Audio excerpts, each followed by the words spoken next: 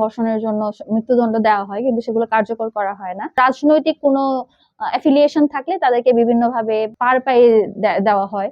এখানে আসলে যেটা করা যেতে পারে সেটা হচ্ছে ধর্ষণের যে আইনগুলো রয়েছে বা সেগুলো হচ্ছে আমরা যদি কখনো কোনো কার্যকর একটা হতে দেখতাম কোনোটা, যেমন এখন অনেককেই হয়তো ধর্ষণের জন্য মৃত্যুদণ্ড দেওয়া হয়, কিন্তু সেগুলো কার্যকর করা হয় না।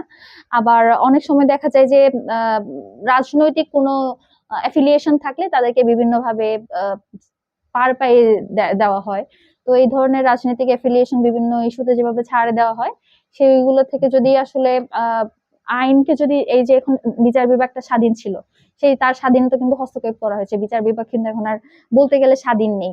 তো এই সব কারণে আসলে সরকার নিজেই যেখানে হচ্ছে এইসব ব্যাপারে ইন্টারফেয়ার করে বিচার বিভাগে, তখন আসলে আশা করা যায় না যে একটা সুষ্ঠু বিচার হবে। এখন দেখা যাক যে কি হয়।